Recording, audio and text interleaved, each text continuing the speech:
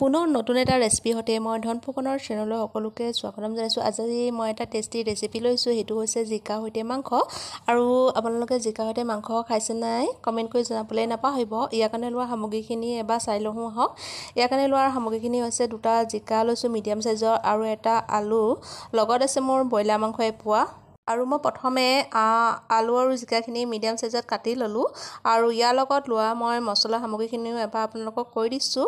এই ভিতৰত আছে মিডিয়াম চাইজৰ এটা বিলাহী, নহৰু 4 ফুটামান লৈছোঁ আৰু পকা জলকীয়া 4-5টামান, লগত দুটা মিডিয়াম চাইজৰ পিঁয়াজ লৈছোঁ। আপোনালোকে পিঁয়াজখিনি পেষ্ট কৰি ল'ব পাৰে, মই বাৰু পিঁয়াজখিনি তেনেকৈ দিম। আৰু গোটা মছলা 2 চামুচ লৈছোঁ আৰু লগত 3টামান শুকান জলকীয়া নিদিলেও আপোনালোকৰ ইগন'ৰ কৰিব পাৰে, মই কাৰণ গুড়ি জলকীয়া নিদিওঁ কাৰণে শুকান জলকীয়া লৈছোঁ। আৰু পিঁয়াজ, বিলাহী গোটেই চব্জিখিনি মই ধুনীয়াকৈ কাটি লৈছোঁ। আৰু ইয়াত মছলা আছে, মানে যোনখিনি মই গুড়ি মছলা লৈছোঁ সেই মছলাখিনিৰ ভিতৰত আছে 12 মিছাল মছলা এচামুচ আৰু জিৰা এচামুচ, লগত আছে চিকেন মছলা এচামুচ আৰু হালধি আধা চামুচ আৰু নিমখ সোৱাদ অনুযায়ী। আৰু যোনখিনি মই গোটা মছলা আছে সেইখিনি মই পেষ্ট কৰি ল'লোঁ। আৰু ভিডিঅ'টোৰ মাজতে অনুৰোধ কৰোঁ, যদি মোৰ ভিডিঅ'টো চাই ভাল পায় তেতিয়াহ'লে প্লিজ আপোনালোকে চেনেলটো ছাবস্ক্ৰাইব কৰি ৰাখিব, তেতিয়া নতুন ভিডিঅ'টো আপলোড কৰোঁ পোনপ্ৰথমে চাবলৈ পায়।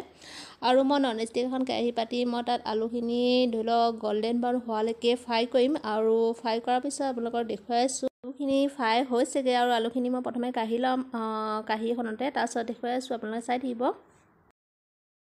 আৰু মই আলুখিনি হৈ যোৱাৰ পিছত মই কাঢ়ি ল'লোঁ। আৰু একেখন কেৰাহীতে মই আকৌ 2 চামুচৰ জোখত মানে তেল দি দিম, কাৰণ তেল অকণমান বেছি হ'লে খাবলৈ সোৱাদো লাগে। আৰু প্ৰথমে মই মছলাখিনি ধৰি লওক পিঁয়াজ আৰু মছলা গোটেইখিনি একেলগে ভাজি ল'ম।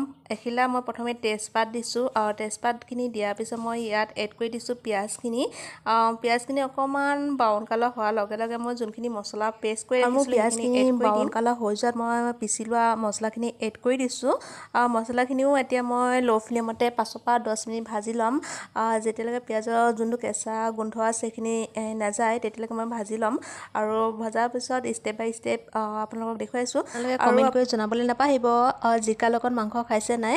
জিকাৰ লগত মাছ খাইছোঁ, আৰু মানে বহুতে মাছ খাইছিলে কিন্তু মাংস খাইছে নাই সেইটো মই নাজানো।